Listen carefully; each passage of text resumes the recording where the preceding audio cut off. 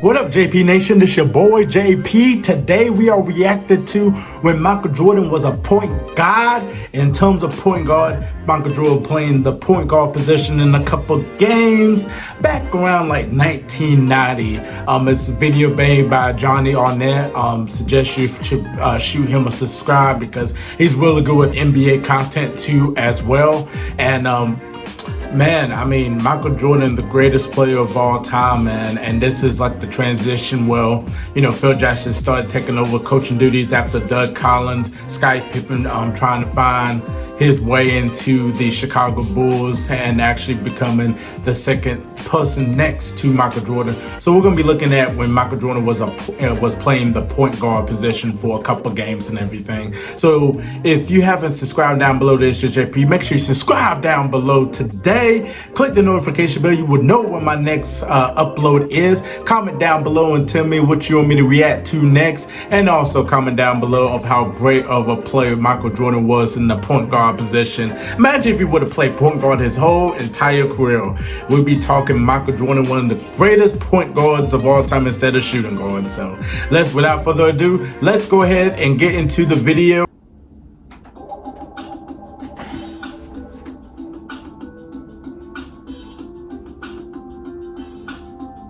That's interesting. The classic fadeaway.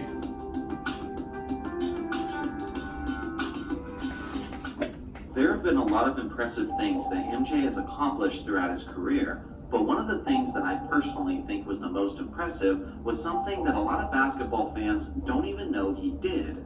With that being said, no matter how many times you hear the name of Michael Jordan, you know it's warranted simply because he's the greatest of all time. Facts. Kind of like the greatest game of all time, Raid Shadow Legends. Raid's got a ton of champions, over 600. Advertisement. All those champions trying to plug in the advertisement. Each with their own history in the world of Teleria. And my favorite years surviving the when they formed a huge and convinced a bunch of it than ever. Absolute schedule of special, including a limited edition looking champion, Death Knight. You can get him for free. Death Knight to your collection. You can also use Deep Champion, all unique bonuses worth the team's floor champ. Many of the greatest players in the modern game operate as the team's floor general. Yep. They might not be listed as the point guard on the scouting report, but let's make no mistake. Many of these superstars are controlling the offense as if they're the team's point. What this translates to is simply higher production and higher averages across the game's so much board. different today. Typically, when a player is appointed as a point guard or as the team's floor general, his usage rate increases as he naturally becomes a more ball-dominant player. This is one of the main reasons why players like James Harden had their assist numbers dramatically increase after being moved to the point guard position. It wasn't that he all of a sudden became a great passer, but instead, it was the fact that the offense was now ran through him, which naturally boosted his numbers. As great and as record-shattering as Jordan's numbers were, for the most part, he never had this luxury working in his favor and boosting his numbers, like many other greats have. Well, that is, with the small exception of the final quarter of the 1988-89 season.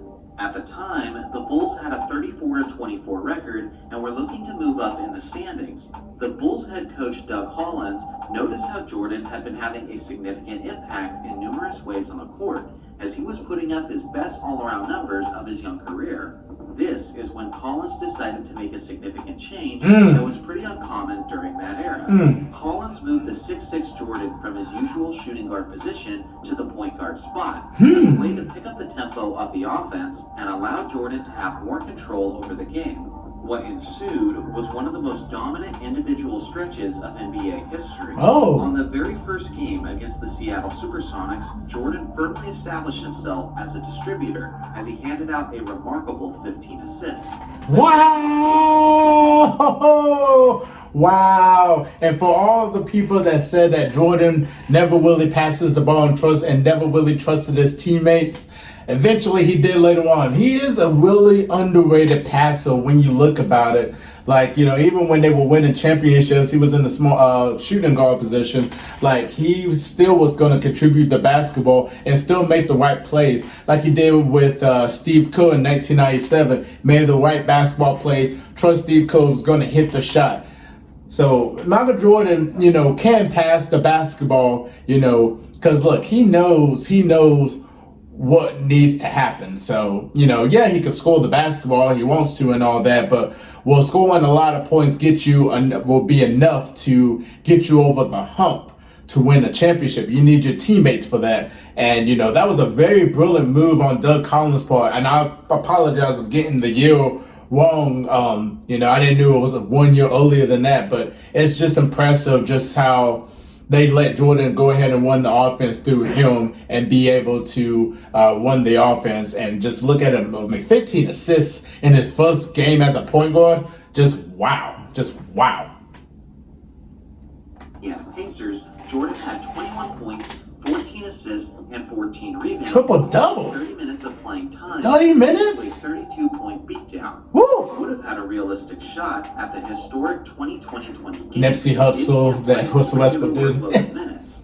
Jordan remained at the point guard position for the final 24 games of the season, and in those games, he averaged 30.4 points, 9.2 rebounds, almost triple-double. Assists, wow. 2.5 steals on 49.8% shooting. That's impressive. To go along with this ridiculous near triple-double average, Jordan had a streak of 7 straight triple-doubles and triple-doubles in 11 games. In the game that Jordan didn't get a triple-double, he poured in 40 points, 11 assists, and 7 rebounds on 61.1%. That's impressive. Shooting. On another night, in a 15-point victory against the Blazers, Jordan dropped 34 points, 17 assists, 7 rebounds, and 6 steals on 50%. He was doing everything. Those 17 assists were his career high. This game against Portland was also the beginning of an incredible streak that I rarely hear anyone mention.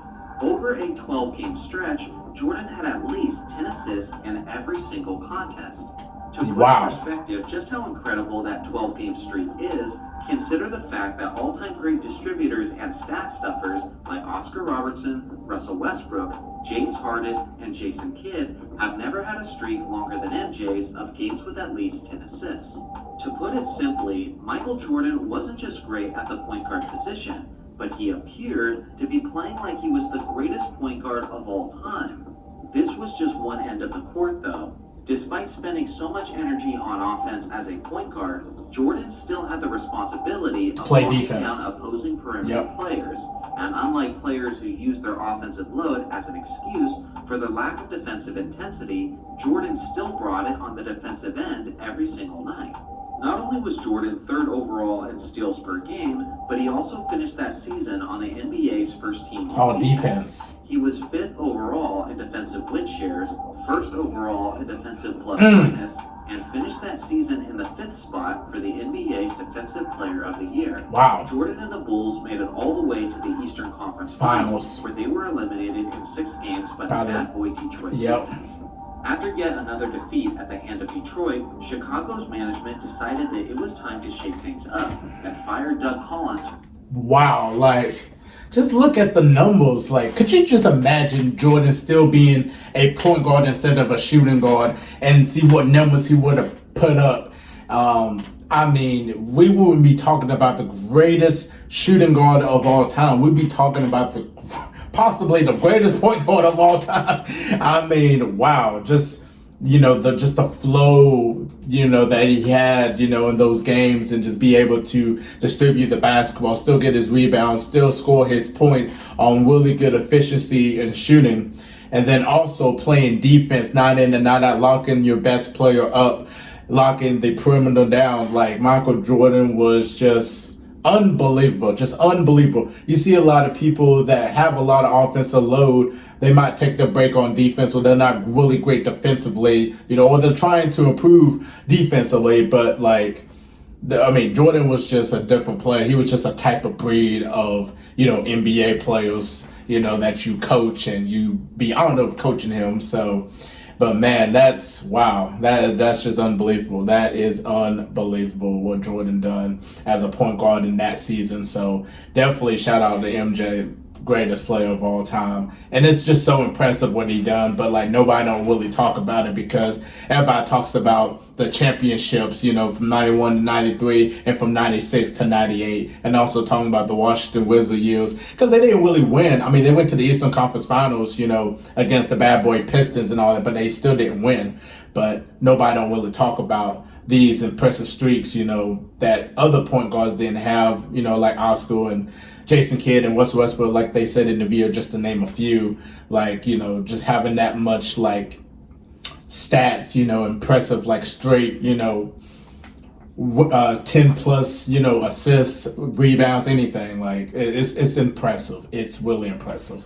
So I'm glad that they are able to break this down and show y'all, you know, what Jordan did in that point guard position for the last quarter of that season.